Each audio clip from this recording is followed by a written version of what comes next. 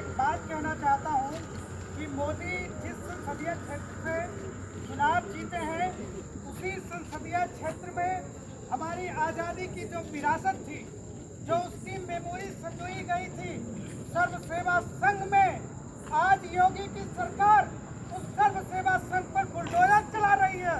मैं यहाँ से योगी सरकार की इस नीतियों की निंदा करता हूँ और उस लोगों के साथ खड़ा होने की बात करता हूँ जो योगी सरकार के इस बुलडोजर नीति के साथ खड़े हैं।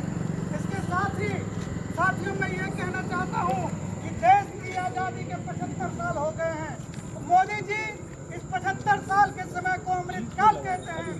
मैं कहता हूँ कि मोदी जी सिर्फ इस देश की भाषाओं से खेलते हैं, शब्दों से मजाक करते हैं। इस देश का ये अमृतकाल नहीं है, बल्कि जब से मोदिया बोले 2014 के बाद का जो समय है यह देश के लिए अमृतकाल नहीं है, विपरीत काल है। और मैं कहना चाहता हूँ मोदी है देश के लिए धीरे जरूरत पड़ी है। साथियों आप सवाल कर सकते हैं आज़ादी के इतने दिनों के बाद भी मुझे ये आज़ादी रैली निकालने की जरूरत क्यों पड़ी है।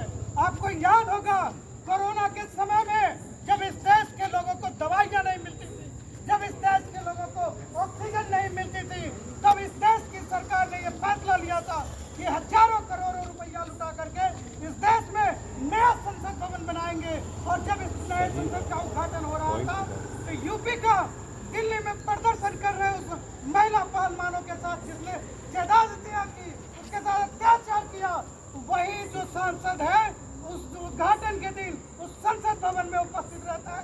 इसलिए भी हमें ये आज़ादी रैली निकालने की आज जरूरत पड़ती है। इसके साथ ही आप सबको मालूम है साथियों कि संसद सत्र चल रहा है। जो विपक्ष के लोग हैं वो इस देश के प्रधानमंत्री से ये मांग कर रहे हैं कि आप संसद में आइए और जवाब दीजिए मणिपुर में जो महिलाओं के साथ जो घटनाएं हुए वो क्यों हुई है, इस पर आप मौन क्यों हैं।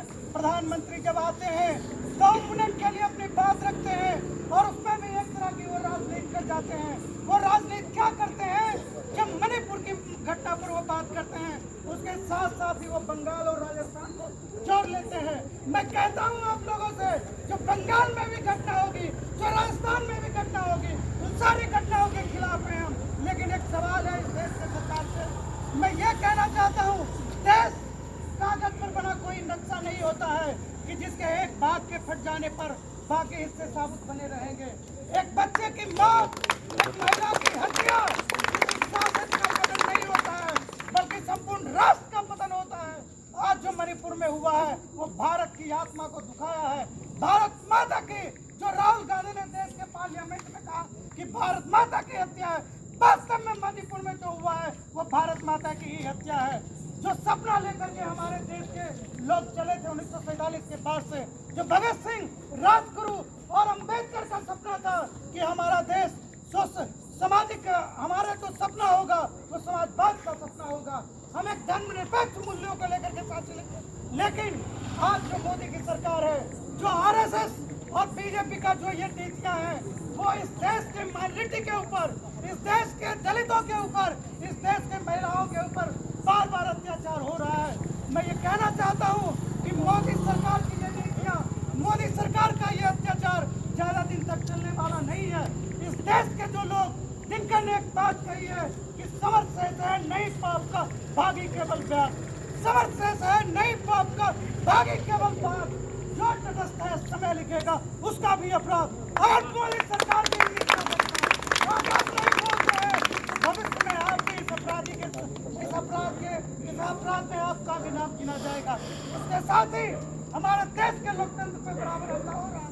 इस देश में जो शिक्षा व्यवस्था थी, वो ऐसी शिक्षा व्यवस्था थी जो इस देश के बच्चों में साइंटिफिक डेवलपमेंट विकसित करता, लेकिन न्यू एजुकेशन पॉलिसी के तहत बार बार इस देश का जो सिलेबस था, जो यूनिवर्सिटियों का सिलेबस था, जो बच्चे के स्कूलों का सिलेबस था, उसमें बार बार बदलाव किया जा रहा है। इस देश का जो इतिहास था उस इतिहास में छेड़छाड़ की जा रही है। कर्नाटक के स्कूल में उसके सिलेबस में ये लिखा गया कि वो सावरकर थे, वो जब जेल में थे तो बुलबुल पर चढ़ करके इस देश की इस तरह की शिक्षा व्यवस्था धर्मांध जो है इस तरह का विश्वास ड्रम पे पूरा वो खराब कर दिया। इतना बेहतरीन जुमला आया था। मैं एक बात और कहता हूं, लिखकर कहते हैं कि इस देश में ऐसे शांति नहीं आने वाली है। शांति नहीं तब तक जब तक समाज में नहीं शासन हो, नहीं किसी को पाँव देने को, नहीं जब तक इस देश में समता नहीं आती है, जब तक इस देश में हर किसी को न्याय नहीं मिल जाता है, जब तक इस देश में हर किसी को बराबरी का अधिकार नहीं मिल जाता, जब तक इस देश में हर किसी को रोजगार नहीं मिल जाता, तब तक इस देश में शांति नहीं आने वाली है। और हमारे जो कॉमरेड्स हैं तब तक इस देश में संघर्ष छोड़ने वाले नहीं है। भले ही कोई लोग हमें कॉमरेड करके, भले ही कोई लोग हमने कम्युनिस्ट कह करके मजाक उड़ाए, लेकिन उनको हम कहना चाहेंगे कि रोजी रोटी हक की बातें जो भी मुंह पर लाएगा, रोजी रोटी हक की बातें जो भी मुंह पर लाएगा, कोई भी हो निश्चय ही वह कम्युनिस्ट कहलाएगा।